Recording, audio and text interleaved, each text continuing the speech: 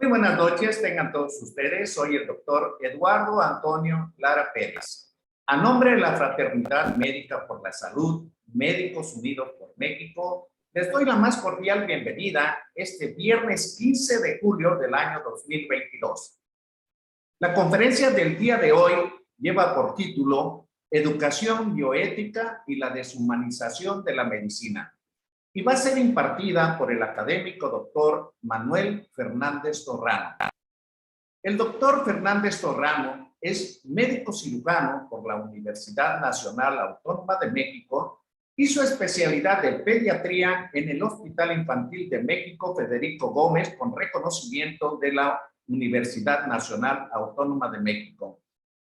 Fue profesor titular de la especialidad de pediatría en el Hospital del Niño Rodolfo Nieto Padrón en Villahermosa, Tabasco, fundador de la especialidad de enfermería pediátrica por la Universidad Juárez Autónoma de Tabasco, fue jefe de prematuros del Hospital de Villahermosa, jefe de cuidados intensivos en el Hospital Privado de Villahermosa, Tabasco, director técnico de la Escuela de Medicina de la Universidad Olmeca de Villahermosa, Tabasco, es académico titular por la Academia Mexicana de Pediatría, es miembro de la American Academy Pediatrics, recibió la medalla Dr. Rodolfo Nieto Padrón en el Hospital del Niño de Villahermosa, Tabasco. También fue merecedor de la medalla al mérito por el gobierno de Tabasco. Asimismo, también fue galardonado con la medalla Federico Gómez en el Hospital Infantil de México y ha sido reconocido por la Sociedad Mexicana de Pediatría.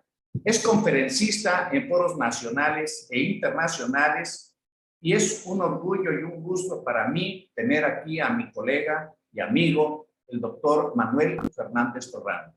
Adelante, Manuel.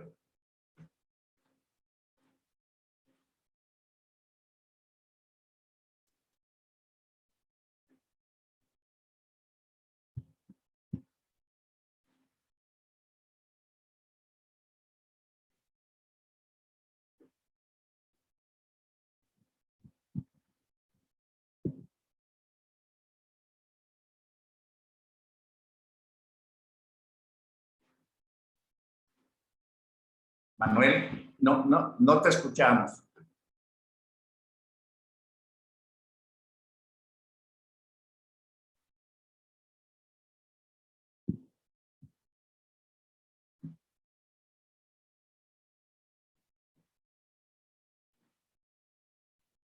Bueno, vamos a ver, creo que tuvo algún problema técnico. El doctor Manuel Fernández Torrano seguramente se va a conectar y estamos hablando acerca de la conexión y esas cosas, y siempre es un riesgo hacer una transmisión en vivo. Espero que el doctor Fernández Torrano se conecte a la brevedad con un tema, pues, por demás interesante y necesario. Aquí ha regresado ya el doctor Manuel Fernández Torrano, sí. Lo dejo con él. Adelante, Manuel. Sí.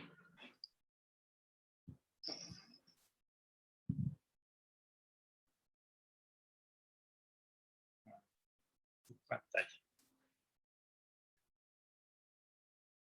Bueno, aquellas formas antrópicas de bioética sobre cómo tratar la biosfera y la naturaleza serían menos bioéticas que biomorales y biopolíticas.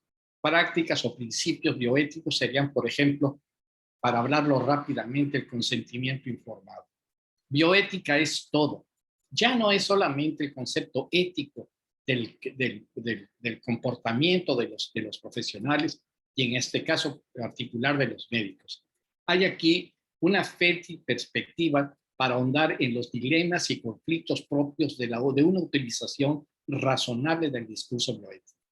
Entiende las diferencias, por ejemplo, de género, de etnia o de lenguaje, aunque necesariamente conduce a la tolerancia y la convivencia, que es un término de la ecuación social actual.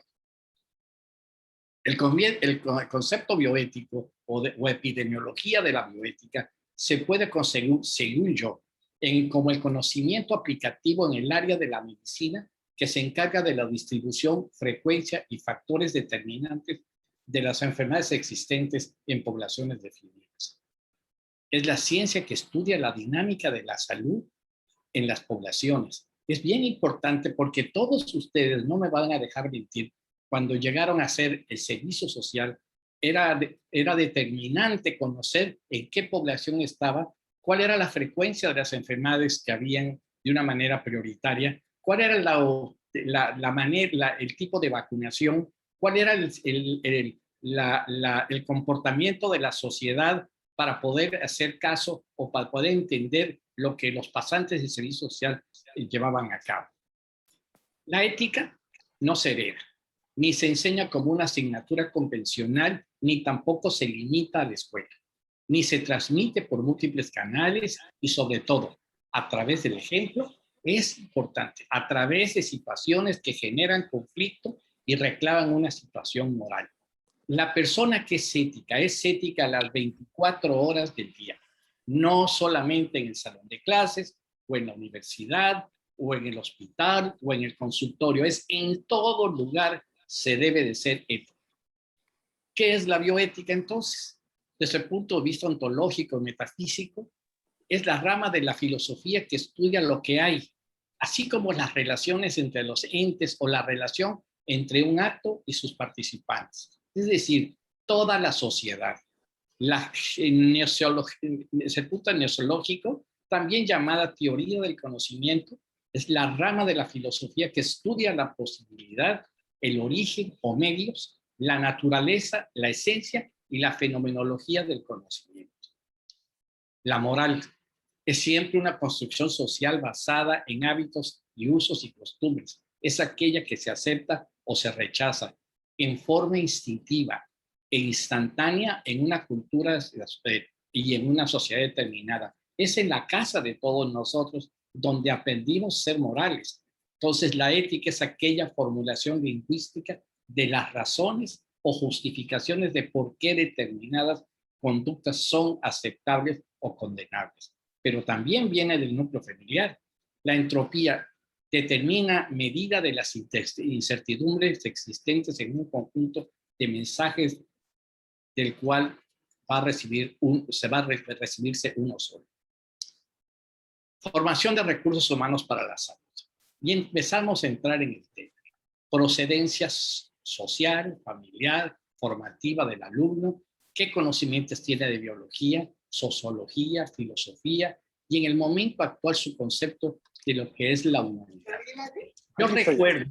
Yo recuerdo que hace algunos años dejaron de entrar a las escuelas de medicina los alumnos que estaban en el área de biología y determinó a alguien que podía ser cualquiera desde el punto de vista no peyorativo, sino de físico-matemáticas, de sociales, y el problema en la escuela era enseñar desde ahí lo que era una célula. Entonces era difícil integrar para los alumnos que no tenían un antecedente sobre biología, integrarlos a la carrera. Vocación. Se conoce como la inclinación natural de una persona por un arte o profesión o un determinado género de vida. Y esto lo va dando el entorno social donde uno se desarrolla. Puede ser el hombre más importante de la comunidad, el ego de la comunidad, la gente que tiene mucho dinero o la gente que salva vidas. Y entonces existe una relación que se da entre un joven estudiante de secundaria y preparatoria. Yo quiero ser como el doctor fulano. ¿Dónde estudiar medicina? En este país existen opciones públicas y privadas, la mayoría agrupadas en la ANFEN, acreditadas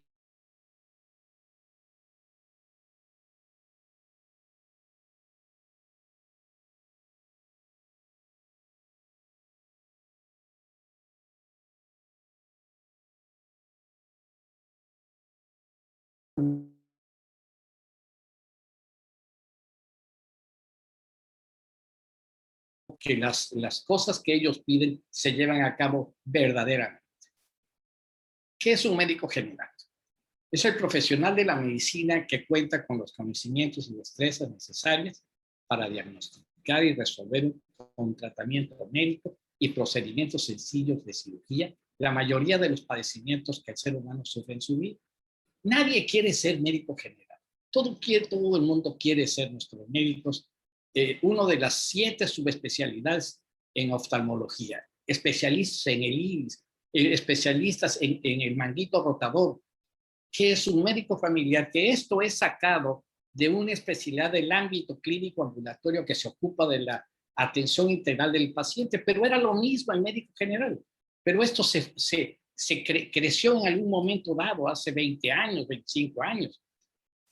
Hay un estudio en el 75 del Comisariado del Plan de Desarrollo que decía, en París, la familia fuertemente sacudida por el choque del futuro se nos muestra dentro de este mundo incierto y cambiante como el último refugio de la verdadera convivencia. Por eso insisto yo que el núcleo familiar es el punto de desarrollo de cualquier cosa que suceda en el ser humano. Y cualquier cosa, hablando yo, ¿a qué me quiero dedicar? ¿A qué quiero que se dediquen mis hijos? Yo tengo 4 hijos, uno es economista, el otro es abogado, el otro es licenciado en Ciencias de la Comunicación y la cuarta es una licenciada en Administración de Empresas. Es decir, nada que ver porque yo aposté por la democracia en mi casa en que se querían formar. Y esto no es nada ajeno a la verdadera alternativa que tenemos en nuestro alcance hoy para seguir creciendo. La familia puede ignorar el ambiente que la rodea, pero al mismo tiempo no puede dejar que la influencia del entorno anule su labor educativa. El desarrollo integral de la persona, porque esto es bien importante, ¿quién llega a ser doctor? Comprende sus actitudes, sus sentimientos, sus valores, de modo que, como afirmamos, le permite encontrar su propósito de vida, convivir dignamente en su comunidad, ser feliz y dejar un legado en bien de la sociedad. Hoy abundan seres humanos que, no obstante dominar tecnologías, competencias, habilidades e información, sus vidas carecen de sentido, no solo para ser médico, sino para cualquier profesión. Hoy soy el comisionado estatal de conciliación y arbitraje en Tabasco y ustedes no entenderían la cantidad de problemas, de errores elementales en los expedientes, pero elemental, lo más elemental, y uno más que complicarse la vida, uno se pone triste porque no es posible que alguien se haga cargo de ningún paciente sin tener elementos fundamentales en la formación. Como decía yo en diapositivas pasadas, ahí existe el estilo educativo autoritario. Tu bisabuelo fue doctor, tu abuelo fue doctor, yo soy doctor y tú serás doctor. Yo apliqué por el estilo educativo democrático. Se podrá recomendar que el estilo ideal para formar a los hijos es el democrático. En él impera el diálogo y la comunicación, pero dejo yo la opción que ustedes quisieran. Uno de los trastornos que en la actualidad perjudica el desempeño académico en los jóvenes universitarios es que duermen muy poco, promedio de 4 o 5 horas diarias, y no es porque estén estudiando medicina. Dormir poco produce mayor agresividad e impulsividad, bajo aprendizaje, atención y atención de memoria, y menos tolerancia a la frustración. Es excesivo el tiempo que le dedican a las redes sociales y a otras actividades. El cerebro, como todos ustedes saben, es el órgano que consume más energía, 30% de la superficie corporal, y el autocontrol es una de las tareas que más se requiere. Este órgano demanda una buena nutrición para hacer uso del autocontrol, poner atención y manejar las emociones. En los últimos años, las universidades pueden cumplir, entre comillas, con el término de las carreras de medicina. Numerosos estudiantes consideran que la universidad es un espacio de socialización, de búsqueda de amigos, un espacio para ligar y pasarla bien, además de un espacio para poder compartir ideologías o religiones. La mayoría de los jóvenes carecen de espacios de reuniones, cafés, problemas de inseguridad, en fin, existen un número importante de situaciones. Por lo regular, se delega una serie de expectativas y demandas familiares, universitarias y sociales para que los estudiantes se hagan cargo de su ejecución. La institución escolar, la institución científica y también la institución familiar y la sociedad esperan de este sujeto, este joven médico o este joven estudiante, un buen rendimiento, una fidelidad disciplinaria, una recompensa o una mejora de su estatus social. El doctor Graue, rector de la Universidad Nacional Autónoma de México, define que estudiar medicina es y será un reto de esfuerzos, de un futuro variado y variable, en el que atender las enfermedades y sus orígenes, conocer sus posibles remedios, mejorar las condiciones de salud y aliviar el dolor de un enfermo son las principales razones de eso que llaman vocación médica. La satisfacción personal que se consigue al lograr estos objetivos es, a no dudarlo, una vocación médica exitosa. Una de las más importantes razones para elegir ser médico hoy y siempre.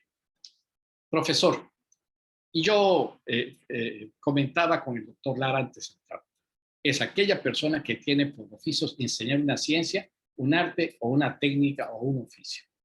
En el caso de los médicos, muchas veces es para completar un presupuesto familiar y poder sobrevivir.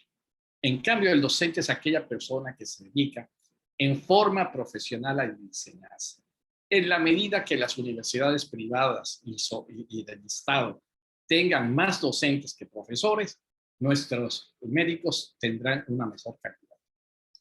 Este es el mapa curricular del Plan de Estudios 2010 de la Universidad Nacional Autónoma de México, y es un plan de estudio muy equilibrado, pero no es el mejor ni es el peor. Cada universidad y cada consejo técnico de la universidad, tanto privada como del Estado, tiene el mejor mapa curricular. A mí me gusta este. Cambios conductuales de los estudiantes de medicina: sensación de agotamiento, decepción, pérdida de interés y eficacia, síntomas psiquiátricos, cambios en su estilo de vida, actividad física, mental, sexual, estado civil, no tener hijos y una mala relación familiar. Los profesionales médicos pueden presentar una serie de conductas que llegan a impactar negativamente en su relación con su paciente y su familia, en la práctica diaria, en los vínculos con los colegas y el trabajo en equipo, las instituciones y asociaciones profesionales. Estas conductas disfuncionales han sido incluidas en el concepto conductas de médico disruptivo, que se han convertido en centro de atención a la salud para la salud pública debido a su impacto destructivo en el personal de la salud.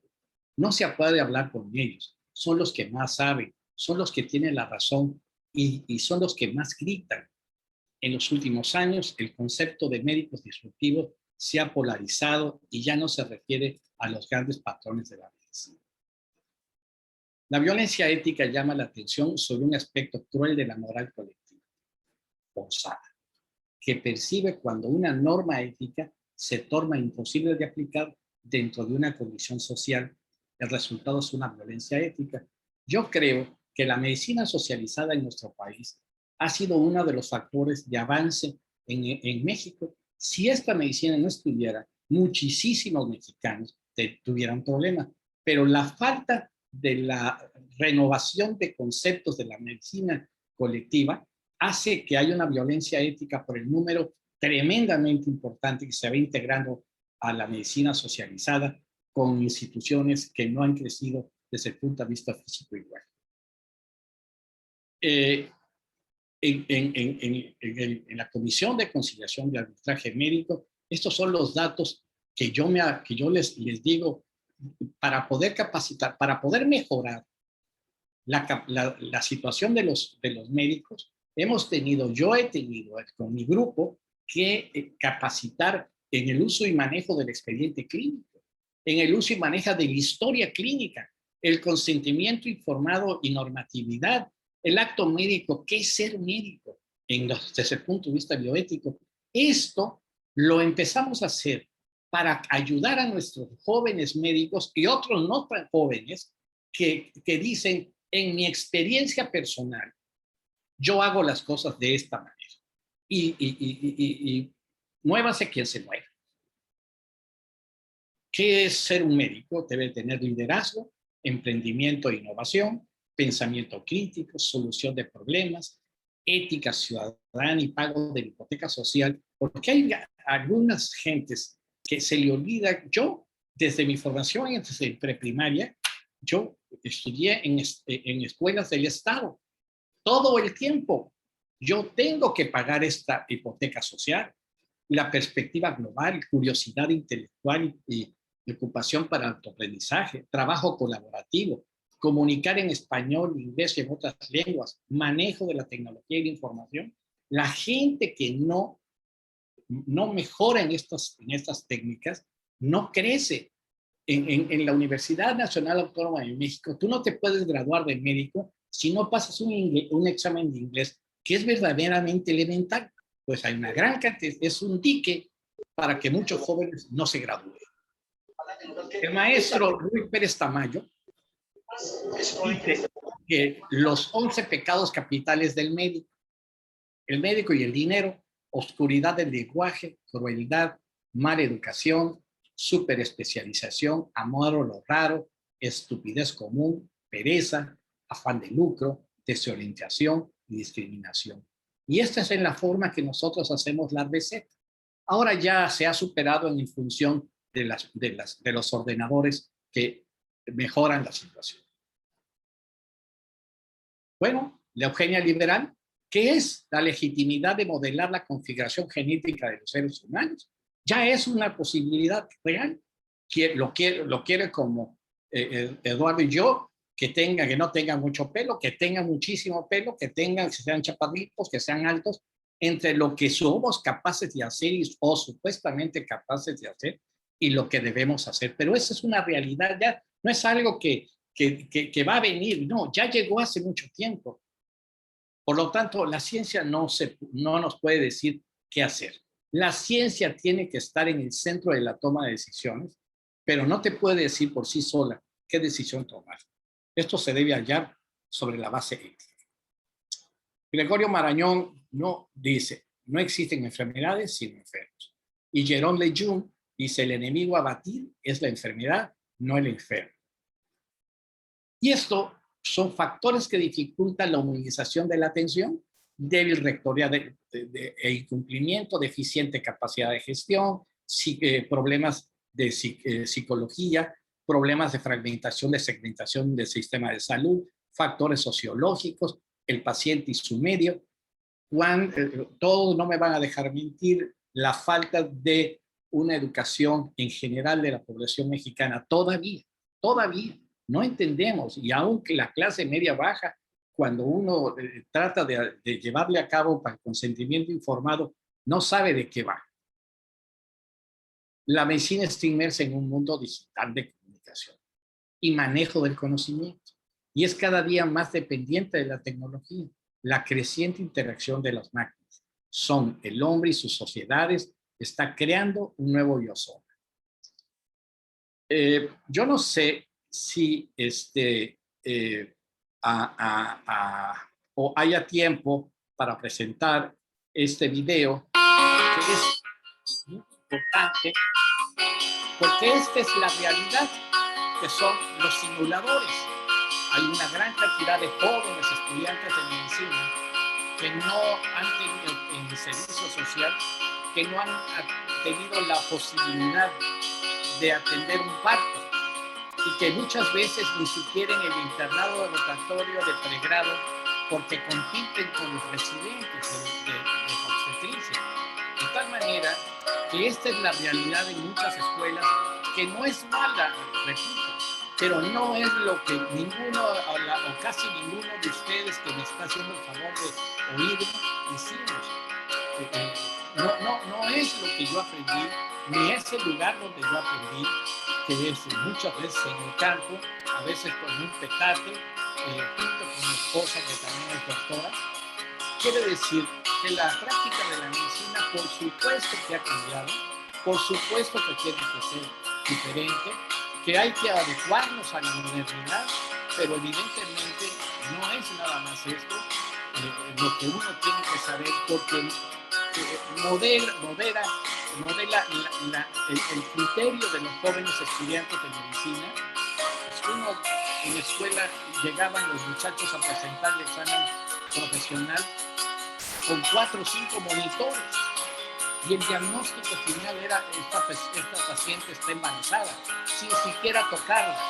De tal manera de que yo creo que sí es bueno, pero no creo que sea la mejor manera para tratar el desconocimiento total o parcial de las materias básicas, así como las semiologías, las sintomáticas, las fisiopatológicas, en un entorno desconocido de los aspectos epidemiológicos y la utilización de los recursos de laboratorio y imagenología, llevan a tomar decisiones aberrantes, sin soporte científico y carente de conceptos bioéticos. Debe ser difícil caer en cuenta que no sabes. Y más difícil es no tener un soporte que evite el daño con el paciente, que confíe en ti, te pague directamente o no, por supuesto. Hay entes que no lo entienden y se mantienen en la profesión. Unas diapositivas, de paso quisimos intervenir en su conciencia moral, pero no lo encontramos. Era un médico que estaban operando. ¿Y a dónde vamos? ¿Hacia dónde caminamos? ¿Quién nos dice qué hacer? ¿Debo de ser un médico general? ¿Debo de ser un súper especialista o un especialista?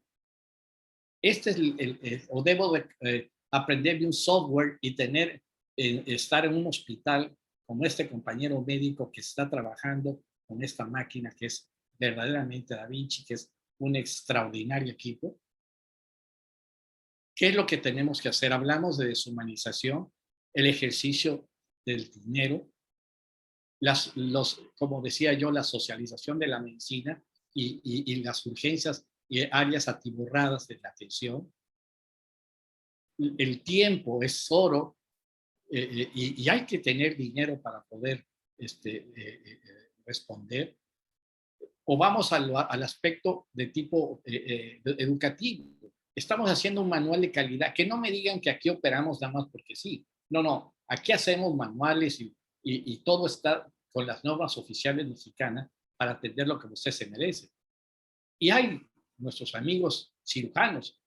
Uno dice que es apendicectomía, el otro dice que es colicistectomía y el paciente esperando. ¿Qué hay? ¿Cuál es un problema grave?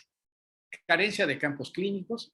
Yo no sé si ustedes saben que todas las escuelas de este país, para darles el visto bueno, deben de tener un hospital universitario. Yo no quisiera decir más que Puebla tiene un hospital universitario, la Ciudad de México, el Hospital General es hospital universitario, Monterrey un hospital universitario, en Guadalajara hay un hospital universitario, pero no muchos más. Y entonces la Secretaría de Salud, yo no estoy hablando mal ni bien de nadie, deja que los muchachos usen sus campos clínicos en los hospitales del Estado y de la medicina social. Pero obviamente los médicos adscritos ahí no cobran como maestros. Y entonces ahí hay un conflicto de intereses, porque las escuelas tampoco mandan a docentes a cubrir esa parte clínica de los campos. Y entonces la carencia de campos clínicos adecuadamente asistidos son malos, no hay. Y hay muchísimos jóvenes médicos cada día. El internado de pregrado con mucha asistencia médica y poca o nula enseñanza. El servicio social con carencias asistenciales y poca enseñanza. La ilusión de todos, pasar el ENAR, presión y tiempo, mucha asistencia médica y mejora, presión y tiempo, mucha asistencia médica y mejora de la enseñanza. Depresión de los gentes que llegan, más depresión, angustia, suicidio y una actitud resiliente para los que no toman ese camino, que es volver otra vez a encontrar el camino para ver qué tanto les faltó. Yo apuesto que las universidades, las facultades y escuelas de medicina te dan alrededor del 50% en la formación como médico. El otro 50% es tuyo. Quien no entienda eso, y podrán decirme que el 65 y el 45 el porcentaje que ustedes quieran. Pero quien no entiende que no es jarabe para la tos, abre la boca y te voy a dar conocimientos de histología para formarse. El que no entiende eso no va a poder ser médico o va a terminar la carrera y se va a dedicar a otra cosa. Poco a poco en la vida, yo ya tengo 76 años, uno va dejando atrás a muchísimos maestros, pero hay alguien que verdaderamente no pasa el tiempo. El maestro Ignacio Chávez, y no soy cardiólogo, pronunció el discurso titulado Grandeza y miseria de la especialización médica. No hay peor forma de mutilación espiritual de un médico que la falta de cultura humanística. Quien no tiene esa cultura no tiene nada que hacer en esta carrera. Muchas gracias.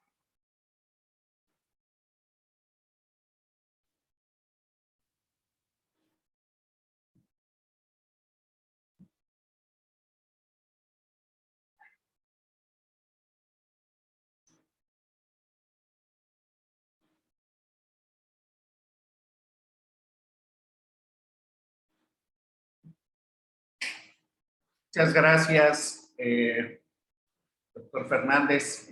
Una plática, pues diría yo, inspiradora, como que nos hace reflexionar mucho acerca de cómo nos formamos, qué es lo que hacemos nosotros mismos como estudiantes de medicina y si realmente nuestra práctica diaria, lo que hacemos todos los días, queda enmarcado, cumple los requisitos de la ética. Voy a explicarme más claramente. Ahorita me hiciste pensar, ¿qué pasa con la gente que va a los consultorios de medicina familiar?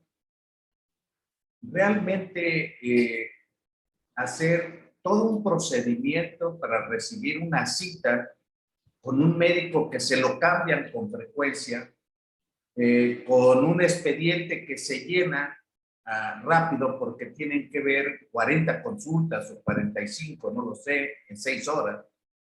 Que la gente quiere que se le haga una receta que todavía en algunos sitios es manual, igual una incapacidad. Y yo digo, ¿cuál puede ser la satisfacción del médico, del paciente? ¿Qué tipo de relación médico-paciente puede existir en ese corto tiempo que se le dedica, que en muchas ocasiones ni siquiera se explora? Sé que cuando el paciente llega y le empieza a preguntar el doctor cuál es el motivo de la consulta, ya está haciendo una receta o una incapacidad para ahorrarse tiempo porque están esperando otros 10 o 15 pacientes más. ¿Eso es ético?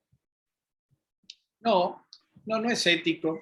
Yo recuerdo hace muchos años una pareja de jóvenes recién casados que salió en el Life un artículo sobre problemas de incompatibilidad grupo y RH, y ellos estaban recién casados. Y entonces se motivó y pedir una consulta, no porque estuvieran enfermos, sino para que le explicara el doctor si esto de la incompatibilidad del grupo generaba alguna opción en su vida. Y entonces el doctor de la clínica, no voy a decir el hospital, le dijo, mira hermano, no te preocupes, eso ni yo lo entiendo. Así que no hay problema. Cuando llegue el momento, alguien nos va a enseñar a ti y a ti, a tu esposa y a mí. Pero eso ni yo lo entiendo. Y esto son contestaciones que se tienen. Y todavía te faltó decir, Eduardo, desde el punto de vista de que si los medicamentos que el doctor debería de tener una lista de lo que no hay en la farmacia para no prescribir estos medicamentos, no que prescribe de acuerdo a su estructura que tiene, de la patología que ve y suscribe la receta y va el paciente y no hay esa medicina. Ahora mismo quisiera decir que la medicina alternativa de herbolaria, cada día toma, no, mantiene una presencia en los consultorios y en la sociedad mexicana real. No es ficticio. El Seguro Social tiene una gran cantidad de consulta en donde los médicos avalan, mire, me estoy tomando este té, me estoy untando esto, y no es una cosa inadecuada, pues es lo que hay, porque en sus hospitales donde van no hay medicamentos, tienen que venir una vez, otra vez y otra vez, y entonces hay un cansancio y un aburrimiento sobre lo que es la atención médica. Y yo no estoy hablando verdaderamente, como les dije, en la Comisión Estatal de Conciliación y Arbitraje Médico, vemos cualquier barbaridad, y lo que sí quisiera dejar claro es que en cualquier estado del país estas comisiones sirven para resolver problemas, no para atacar médicos ni para atacar pacientes. Es un método paralelo de resolución de problemas que funciona y que a veces funciona muy bien. Muchas gracias. Otra de las cosas que mencionabas acerca de la formación de médicos y residentes, y de que muchos de los que participan en la formación de estas personas, pues no son pagados. Es una educación por gusto, así, por iniciativa. Y a mí, yo quiero ir todavía más allá, porque resulta que en las escuelas de medicina mandamos a aprender medicina a los muchachos a los hospitales, donde hay puros enfermos. O sea, no mandamos a los muchachos a que vean promoción de la salud o fomento de la salud o que examinen sanos. No, los mandamos a que vean enfermos y cómo son tratados los enfermos en un hospital de segundo o tercer nivel. Y ahorita que mencionaste el ENAR, realmente voy a hacer un comentario que hice en otra reunión que tuve, porque yo decía, es la única herramienta que tenemos de 170 y tantas escuelas de medicina que tenemos en el país. Cada quien enseña como quiere, dedica el tiempo que le parece, tienen requisitos diferentes para los profesores, para los alumnos, pero finalmente, cuando egresa un chico de estas escuelas de medicina, pues se enfrenta a un evaluador que no sé si sea el correcto, porque el pasar un examen para hacer una especialidad, pues a lo mejor lo único que está garantizando a ese muchacho es tener un trabajo recién egresado durante 3 años mínimo, pagado, y que después se va a enfrentar a la triste realidad, en algunas ocasiones no muy ética, de trabajar en una institución que le va a garantizar un sueldo, quién sabe si le garantice satisfacciones profesionales o científicas o económicas, pero va a tener irremediablemente que enfrentarse a la medicina particular para tratar de ganar dinero, porque ahí es donde se gana dinero, en la persona, no en la institución, que va a buscar al médico por alguna situación que favorece la relación médico-paciente y que además está en mucha manera recomendado por otros pacientes, que es la forma común y es la forma de ganar dinero. Y entonces uno diría, bueno, es ético que formemos, por ejemplo, en el caso de nosotros, pediatras hospitalarios, porque esa es su experiencia, aprendieron durante 3 años a todo lo que se hace en un hospital. Y diría yo, cuando ese pediatra egresa y pone un consultorio, es ético que haga cosas que no se capacitó. O sea, me explico. Por ejemplo, atención del niño sano, promoción de la salud, inmunizaciones y todo lo que viene en la Cartilla Nacional de Salud. Sí. O sea, si hiciéramos una evaluación del muchacho residente que deja de ser residente para volverse pediatra y le preguntamos exclusivamente de la Cartilla Nacional de Salud, ¿sería que pasara el examen? Bueno, mira, yo recuerdo cuando era residente en el Hospital Infantil de México que hubo un caso de polio y nos tocó hacer el resumen del egreso. Y entonces empezamos a ver que su carnet de vacunación de este joven, que antes, 6, 8 meses antes, había tenido polio también paralítica, y el residente que dio de alta a este joven no lo vacunó. Y 8 meses o 10 meses después volvió otra vez al hospital con polio. Grave problema, porque a nosotros nos enseñaron verdaderamente en el Hospital Infantil de México a batallar, verdaderamente batallar 24 horas trabajando sin. Pero desgraciadamente la pediatría fina de primer nivel que tú comentas, en ese caso fue evidente que no se hizo. Y eso le cuesta a ese paciente, por supuesto, haber padecido, ¿no?, otro cuadro de poliomielitis paralítica. Yo quiero traer a colación a José Renán Esquivel, un médico panameño, director del Hospital del Niño de Panamá, brillante, gente que estudió en el Infantil de México y en el Instituto Karolinska, Suiza, y en Suecia, y siendo director, manda un oficio a todos los médicos y dice que a partir del lunes siguiente, todos los médicos deberían de ver pacientes sanos. Y entonces, los de terapia intensiva, los de la consulta externa, dijo, usted se volvió loco el maestro. Y bueno, a la vuelta, todos ustedes que están oyendo saben que en 7 días se llenan todos los consultorios. O sea, cualquier de polio, de lo que tú me digas, se llena. Pues se llenó el consultorio de todos con paciente del niño sano.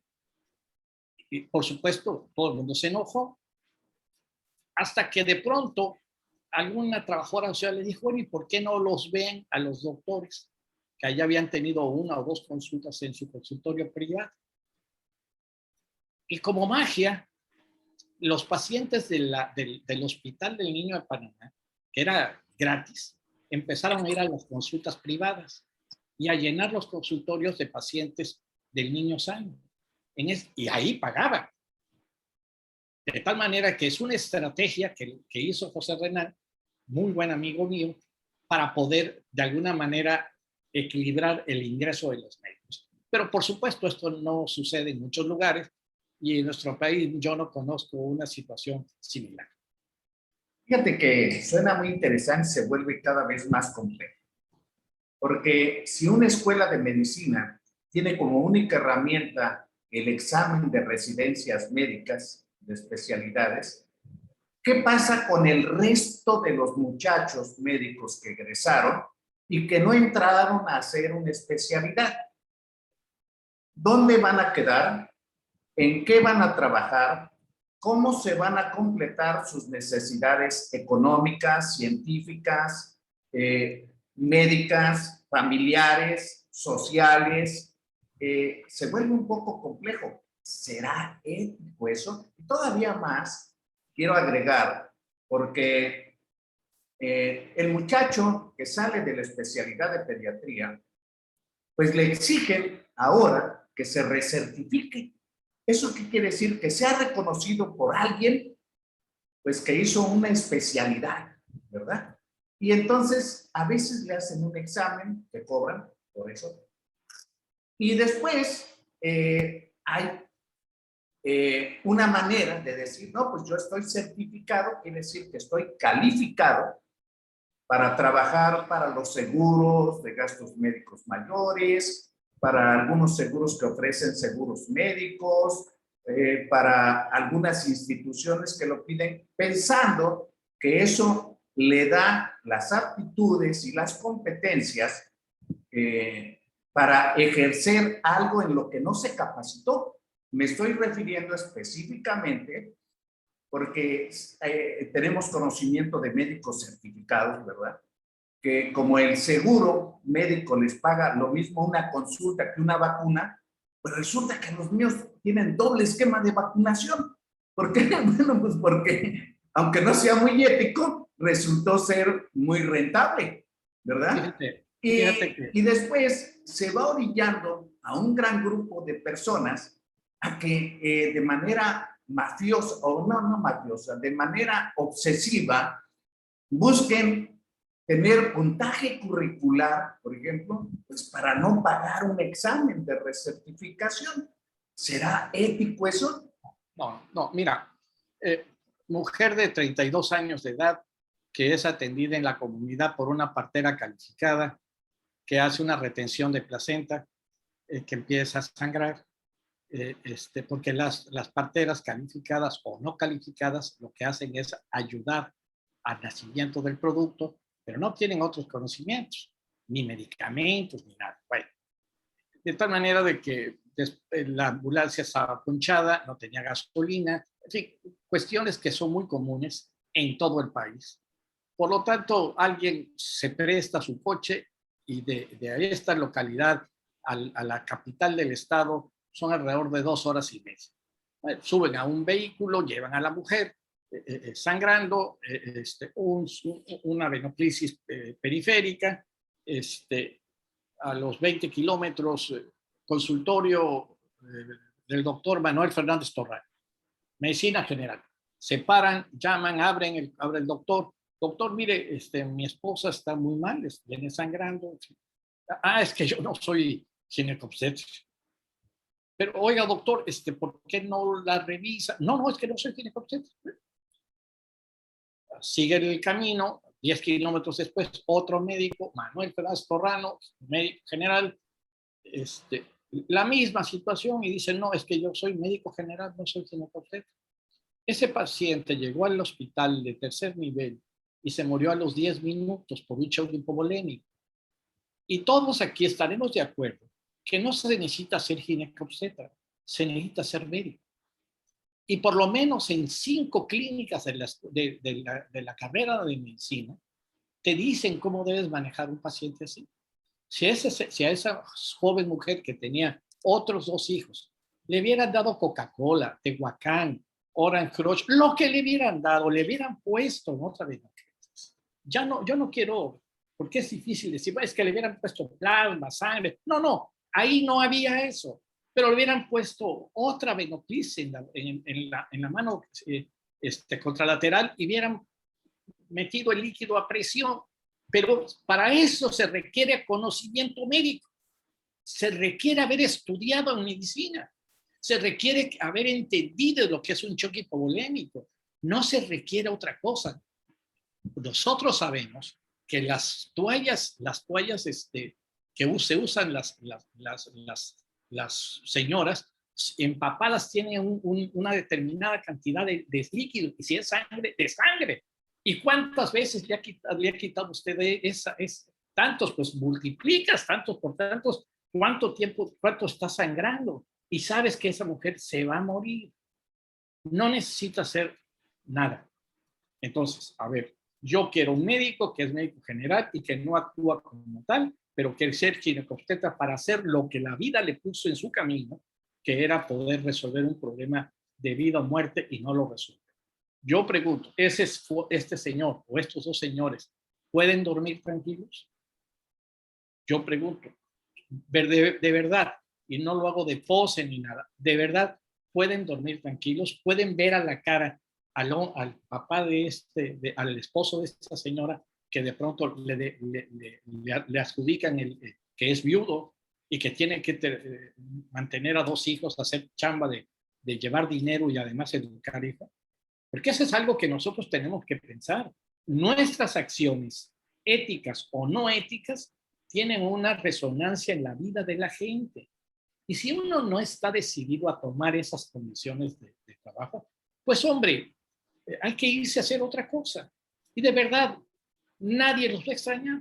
Entonces ese es el punto, esa es la cereza del pastel. Quien esté en ese asunto, pues no se trata de inmolarnos, no se trata de que no cobremos la consulta, se trata de que si yo no sé algo y yo sé que alguien de mis amigos o no mis amigos lo sabe hacer, mire señor, esto que yo creo que es lo que tiene su niño, lo ve el doctor Lara en Veracruz. Estamos a 3 horas y media de aquí, de Villahermosa. Vaya a verlo, porque no es un problema que yo pueda resolver. Esa señora te lo va a agradecer el resto de tu vida. Y estás haciendo algo ético. Y no le estás haciendo, no estás No necesitas que te hagan un monumento, sino que seas congruente con tu formación y con tu forma de pensar. Prácticamente una actitud, porque el que venga así no necesitaría ni un diálogo. A veces llegan los pacientes tan mal que con que le tomes el pulso, la presión, y con esto te das cuenta qué está pasando, nada más con ver. En fin, pero mandan saludos y felicitaciones el doctor Faría Nelson desde Maracaibo, Venezuela. Hay un comentario aquí, dice que vivió por partida doble la dependencia de la medicina y la tecnología actual. Ahorita comentaremos de eso.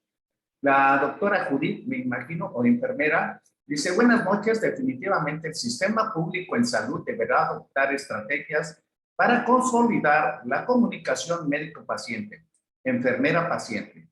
Soy enfermera y también nuestra profesión es otra de las disciplinas que se enfrenta al reto de implantar en el contexto bioético durante la valoración a la persona. Me perdí un poco. A la persona, o sea, el paciente y la comunidad. Debemos formar recursos humanos con un nivel superior al actual.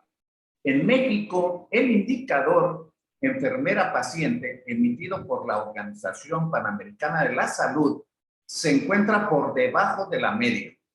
Y si la referencia es la medicina privada, enfermería se encuentra en desventaja. La certificación es un tema que obliga al apego de la ética médica. Muy interesante ese comentario, muy interesante, porque ¿qué tan ético es el que da una calificación? ¿Qué tan ético es y qué garantiza el que muestra una calificación que lo obtuvo de una manera como crea, sin desarrollar las competencias? Y vuelvo a lo mismo de la formación pediátrica, que es hospitalaria, porque, por ejemplo, en España hay formación pediátrica extrahospitalaria, o sea, para atender el primer contacto o la atención primaria, desde hace más de 30 años. Y aquí los congresos grandes de pediatría, pues son mini congresos de especialidades. Hablan los cardiólogos, hablan los gastroenterólogos, los cirujanos, y aparte tienen su congreso. Entonces, el pediatra común, el pediatra de consultorio, que es pediatra nada más, y que se formó en un hospital, ¿qué le garantiza esa certificación o ese examen para que él pueda ejercer lo que se debe de atender en atención del niño sano, en promoción de la salud y en vigilancia de padecimientos crónicos que no vio en su formación hospitalaria? Entonces, es muy importante difundir esa información para desarrollar competencias, ¿verdad? Aunque no sean calificadas, aunque no tengan puntaje curricular, que llenen simplemente de manera ética la atención de los pacientes, de los servicios que están ofreciendo. Yo creo que es más que interesante esto. No sé si veo que llegó Jorge Chuk, que es un experto de bioética. Pues estamos hablando prácticamente de que estamos alrededor de una serie de actividades que hacemos todos los días y que carecen de mucha ética, que carecen o están muy deformados en los principios de la ética y a veces obligados un poco por las circunstancias, en muchas ocasiones por la institución, porque no tenemos manera de ir en contra si estamos recibiendo un sueldo y esas son las reglas del juego. Hablábamos de los médicos de medicina familiar que ven 40 o 45 consultas, ¿no? Pues qué ético puede ser esa atención para ese paciente y sí, qué tan agradable puede ser para el médico. Pero en fin, hay mucha tarea, hay muchas cosas pendientes y podemos irlas analizando poco a poco, pero veo fundamental que necesitamos crear otras formas, otras generaciones, desde la escuela de medicina, que debe de buscar otras formas de no mandar necesariamente a muchachos solamente para pasar el examen del ENARM, sino mandar muchachos, ¿verdad?, a áreas que vean sanos, que no sean necesariamente en hospitales, y que puedan atender un parto, ver a una persona, un accidentado, ver a un niño sano, ir a una guardería, hacer un cerco sanitario, etcétera. Toda esta serie de cosas desde el punto de vista de la formación. Desde el punto de vista de la formación de pediatras, pues tenemos que pensar, hace un año hablamos acerca de la necesidad de formar una pediatría extrahospitalaria. ¿Por qué? Bueno, es que es muy difícil dominar la pediatría y a lo mejor es muy fácil si un muchacho se formó en un hospital y aprendió a tratar neumonías, meningoencefalitis, paciente crítico, toda esta serie de cosas bien difíciles, ¿no? Que solamente se pueden atender en el hospital, sanguinotransfusiones, encefalopatías, etcétera. ¿Y qué es lo que pasa con el niño? ¿Cómo se debe de cargar? ¿Cuándo debe de caminar? ¿Cómo está lo de su dentición? ¿Es normal el comportamiento que tiene el niño? ¿Cuál es la influencia de la familia y de la sociedad? ¿Están garantizados sus derechos humanos? En fin, todo eso no sería ético que lo supiéramos. Así es. Yo quisiera saludar al doctor Nelson. En mi generación del Hospital Infantil de México habían por lo menos 10 venezolanos, todos extraordinarios médicos, gente brillante, gente capaz, gente trabajadora, gente comprometida.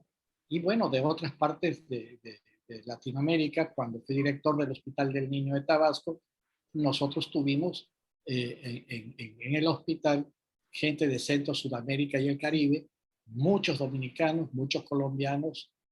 La jefa actual de nefrología pediátrica en Guatemala es una egresada que nosotros estudió pediatría con nosotros, y como a todos los muchachos extranjeros y mexicanos le dimos la posibilidad de hacer un posgrado en el Hospital Infantil de México, y todos son extraordinarios médicos en el momento actual.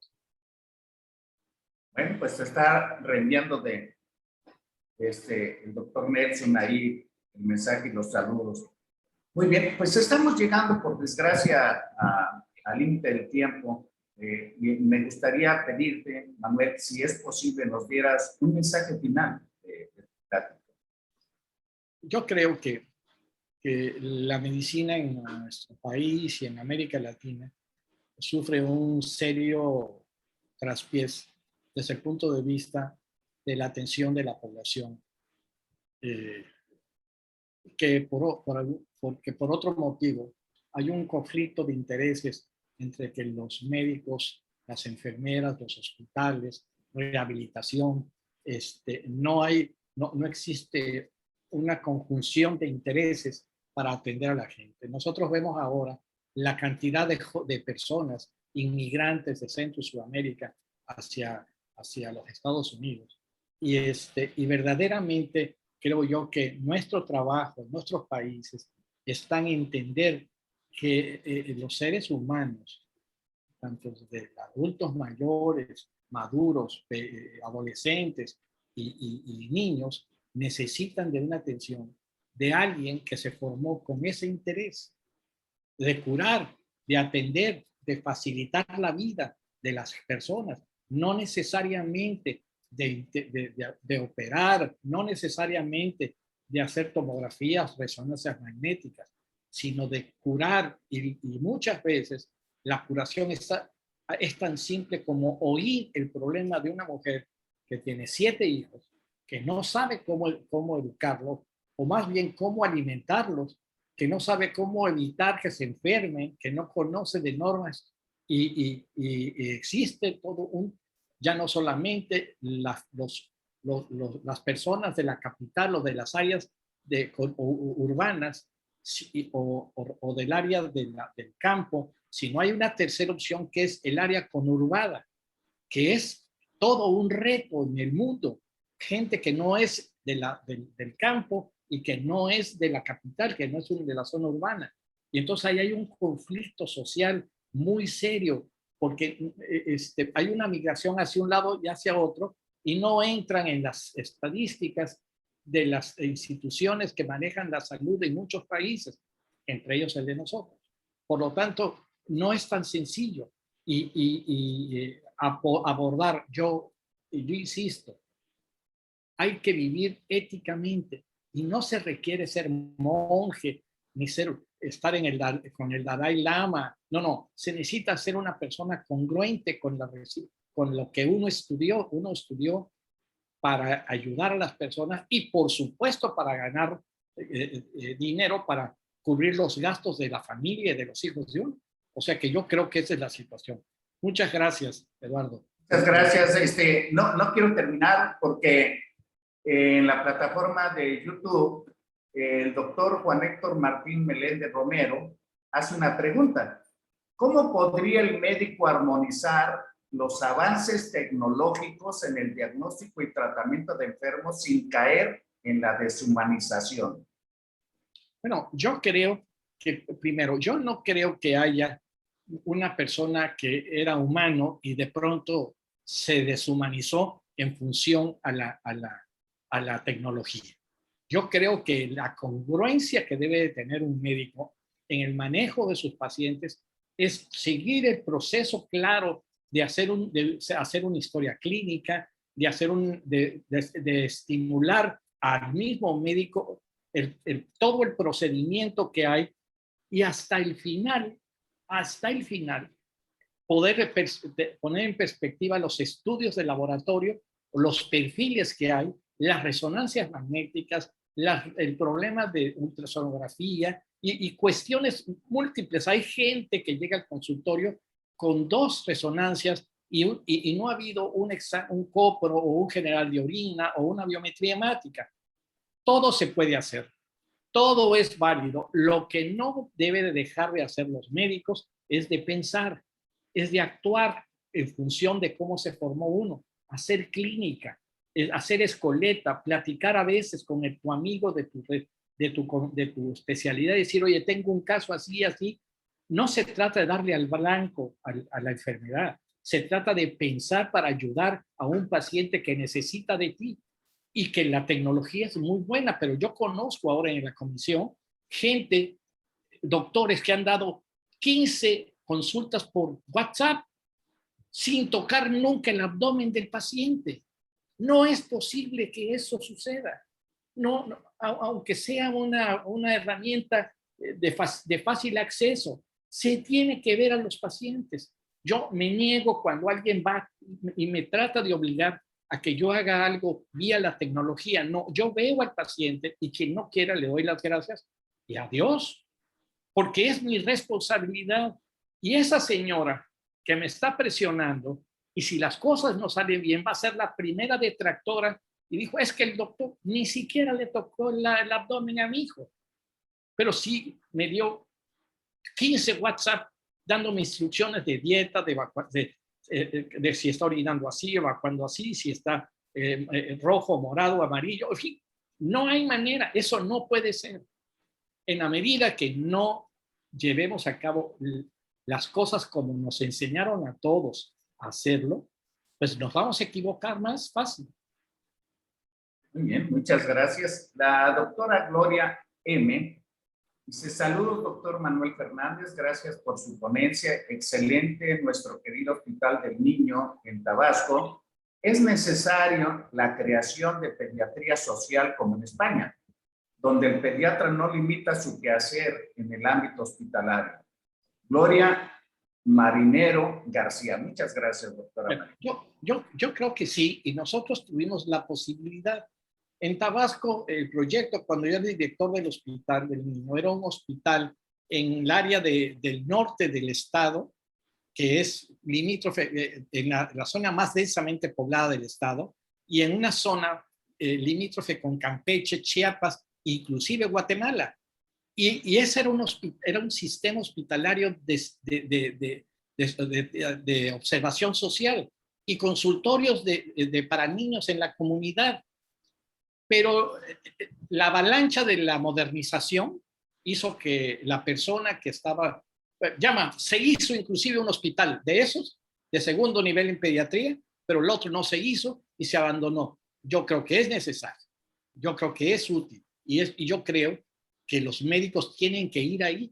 Y sabes qué, es importante que los médicos sepan de la medicina herbolaria, porque cuando tú llegas a una comunidad donde no hay medicamentos de los que nosotros usamos y solamente hay herbolaria, los pacientes están arriba del médico, del joven médico, porque le estoy dando ruda o le estoy dando una infusión de tal cosa y no sabemos nosotros qué es. Y no estudiamos eso, no averiguamos las pociones que se hacen en el área donde uno vive. Y para terminar, mis queridos amigos, en Coatzacoalcos hace 5 años entró un comando de malos a rematar a uno de sus enemigos naturales, pero antes de rematarlo pusieron a mis muchachos, a los internos separados de mi hospital, en la pared y le dijeron, miren lo que pasa si se ponen ustedes, si no tratan de hacer las cosas bien. Y ya, lo mataron. Pero esa condición, tanto violencia como esa condición de no aterrizar perfectamente lo que se tiene que hacer, es patético. Muchas gracias. Sigan los comentarios. Lo felicita, excelente ponencia. Definitivamente los médicos no deben de perder sus valores, la medicina, la ética y la tecnología pueden ir a la par. Siempre será relevante la clínica. Saludos, enfermera Mari Ordóñez. Muchas gracias, señorita enfermera. No sé, ¿algún comentario de eso, Manuel? Es que verdaderamente, cuando iniciamos el Hospital del Niño de Tabasco, había una sola enfermera pediatra. Y eso me motivó a mí para ir a la Escuela de Enfermería de la Universidad Juárez, Autónoma de Tabasco, y decirles, señores, tenemos un hospital de 200 camas, 200 y tantas camas. No es posible que no hagan ustedes una subespecialidad en pediatría. Y ahí empezaron, y ahora todos los hospitales del sistema tienen enfermeras pediatras creadas por esta universidad. No tuvieron que salir a ningún lugar. Es decir, nosotros tenemos que llevar a cabo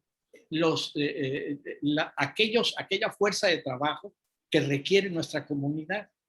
Es necesario, así como nutricionistas, así como trabajadoras, médicos sociales.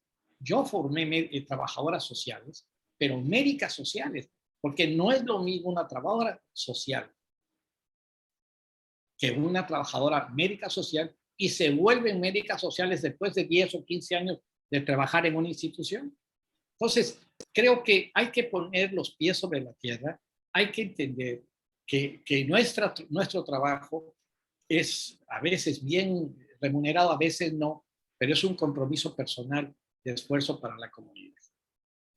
Muy bien, muchas gracias, Manuel Fernández Torrán. Definitivamente que es un tema apasionante que deja muchas cosas en el tintero y mucha tarea, porque tenemos tarea en la formación de médicos, tenemos tarea en las formas de cuáles son los médicos que queremos formar y qué es desde el punto de vista ético a lo que se van a enfrentar. En el caso de la pediatría, a lo mejor necesitamos replantear cuáles son nuestras formas o la manera de formar médicos que se forman en un hospital y cuáles serían éticamente los médicos que tienen las competencias para atender en un consultorio particular. Y todavía más, también deberíamos de recapacitar si el puntaje curricular para recertificarse o certificarse vale la pena, ¿verdad? Sobre todo para aquel médico común y corriente, el médico pediatra, que atiende a un paciente en el consultorio, que nunca le pregunta si está certificado, ¿verdad? Y que anda buscando cursos que tengan puntaje curricular solamente, en lugar de buscar cursos que le den competencias profesionales para desarrollar su trabajo y hacerlo éticamente. Yo quiero agradecer a nombre de la Fraternidad Médica por la Salud, Médicos Unidos por México, la excelente participación del académico doctor Manuel Fernández Torrán. Este video va a estar visible en nuestro canal de YouTube, Médicos Unidos por México, en unos minutos. Muchas gracias a todos los que ingresaron a la sala en Facebook y en YouTube Live. Muchas gracias a todos ustedes y es un gusto como siempre que nos veamos aquí en la próxima. Buenas noches y hasta pronto. Hasta luego, muy amable.